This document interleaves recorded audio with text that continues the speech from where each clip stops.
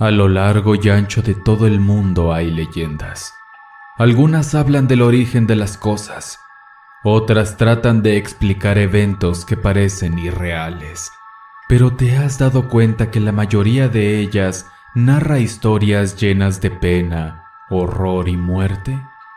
Hoy escucharás 3 de estas últimas, pero que al final resultaron no ser tan fantasiosas.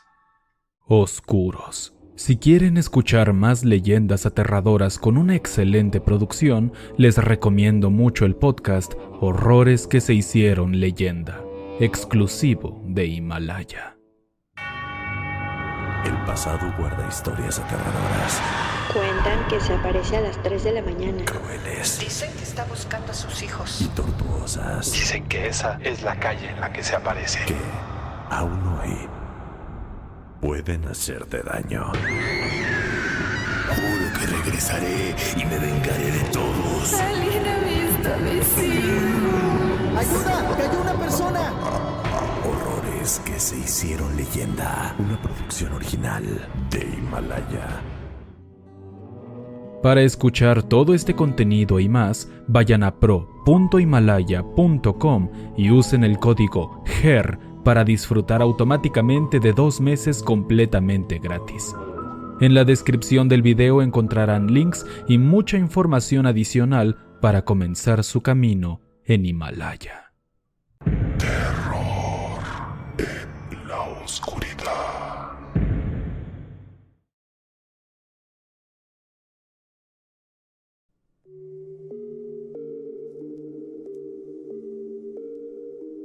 Lengua larga.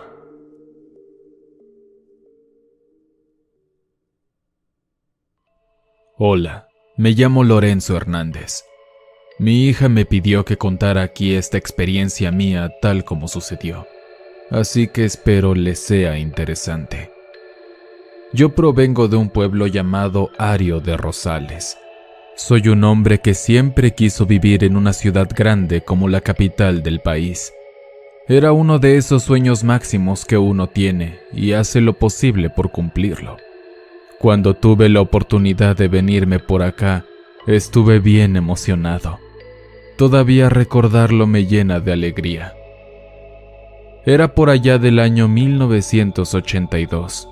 El metro de la Ciudad de México había inaugurado varias secciones nuevas y creí que sería una excelente ocasión para subirme en él por primera vez.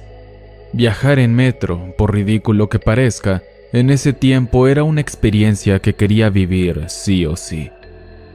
Esperé en el andén y escuché la maquinaria y la bocina anunciando su llegada por primera vez.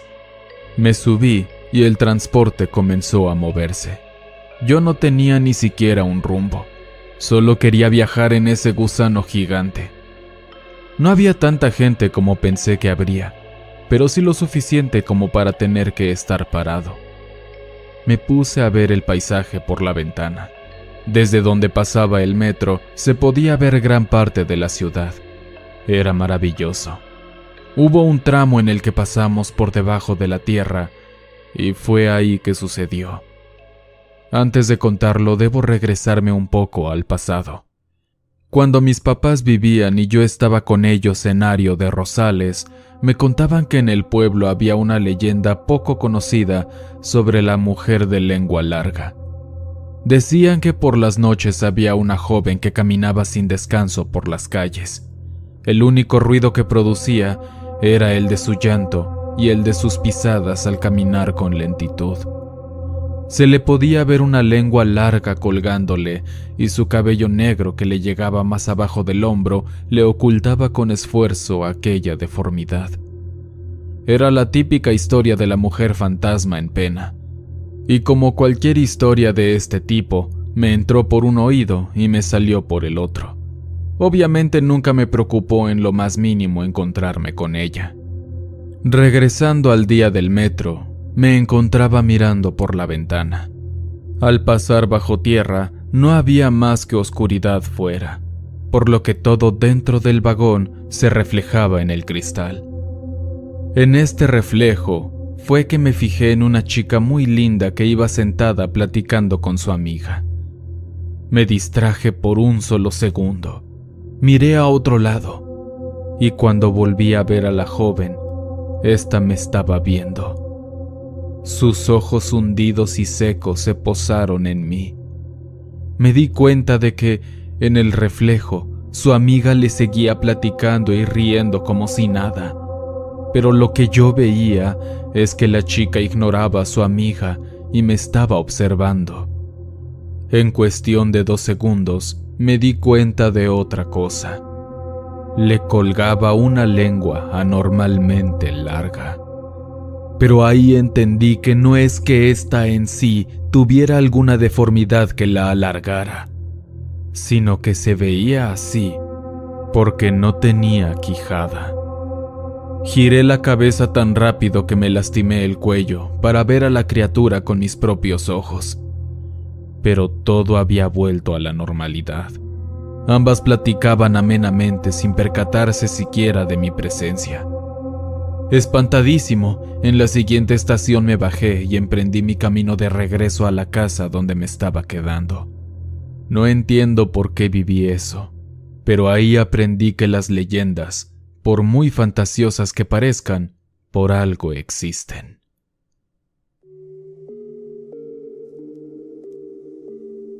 Penitentes.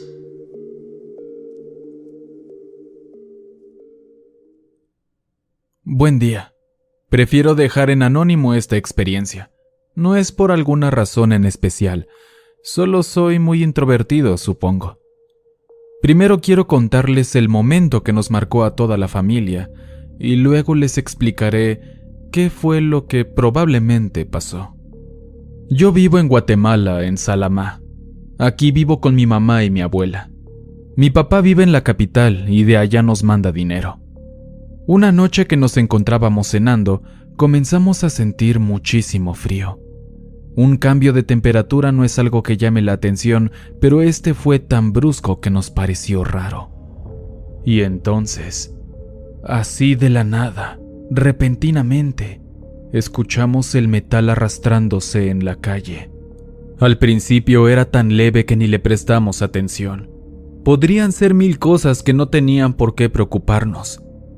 Pero fueron los llantos los que realmente nos hicieron parar de cenar. Mi primer pensamiento curioso fue ver qué es lo que pasaba afuera, pero mi abuela me agarró del brazo tan fuerte que me dejó marcada su mano. «Ni se te ocurra asomarte», me dijo. Su mirada tan seria como nunca la había visto me asustó más que lo que pasaba afuera. «Vamos a rezar», dijo. De inmediato dejamos los tenedores y seguimos sus rezos. Ni mi mamá ni yo hicimos preguntas. Era como si confiáramos plenamente en lo que ella decía. Los llantos y el metal arrastrándose se escuchaban ya en nuestra puerta y la abuela elevó la voz con sus oraciones. Después de un rato, cuando todo terminó, mi abuela nos contó lo que pasaba. Nos dijo que en realidad no sabía con exactitud qué estaba pasando afuera, pero que hace mucho tiempo escuchó sobre una leyenda de mi país que habla sobre fantasmas cubiertos con ropas negras y que andan encadenados recorriendo algunos territorios lamentándose y llorando.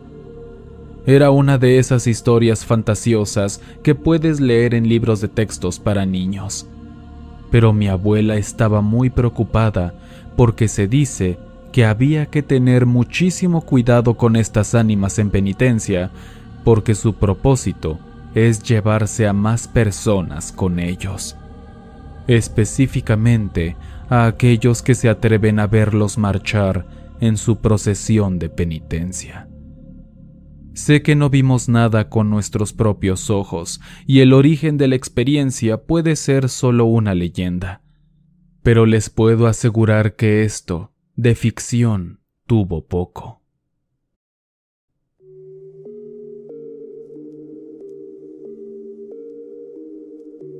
Brujas de agua.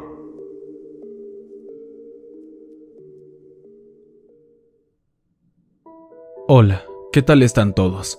Mi nombre es Dulce y quiero contarles una experiencia que no es mía, sino de mi abuelo. Es una historia que de hecho la conozco no porque él me la contara, sino porque mi mamá me la contó. Ella dice que a él no le gusta hablar de esto, y cuando termine su historia, entenderán por qué.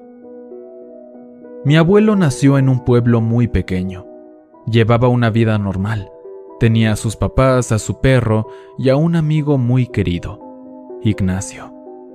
Siendo de la misma edad que mi abuelo, ambos se llevaban muy bien y hablaban de las mismas cosas. Antes de conocer la leyenda que contaré en un momento, ellos dos gustaban de irse a caminar por un bosque que rodeaba el pueblo. Por la época y siendo solo unos niños, era su único modo de divertirse. Un día de esos en los que fueron a corretear animales de ahí, el tiempo se les fue volando. La noche cayó de repente y ambos se encaminaron a sus hogares. Al llegar mi abuelo, su papá le dio unas buenas nalgadas por la hora tan tardía en la que arribó. Mientras lloraba en su habitación, su mamá, que era más tranquila en cuestión de regaños, fue con él para consolarlo. Al no ser una señora que le pegaba para corregirlo, tenía que inventarse otro método para el mismo fin. Y este método fue simplemente hablar con él. Deseando que ya no volviera a llegar tarde, ella le contó una leyenda que mi abuelo nunca había escuchado: la bruja de agua. Esta era bastante simple, pero servía para mantener a los niños del pueblo tan mansos como fuera posible. Ahí en el bosque que rodea la zona, hay un lago al que se acostumbra a ir para nadar. Es bien conocido y muy apreciado, sobre todo en las épocas de calor. Se dice que en el lago habita una bruja. La leyenda nace por varios avistamientos que aseguran haber visto a una criatura encorvada trepando árboles tan fácilmente como si en sus manos y pies tuviera garras.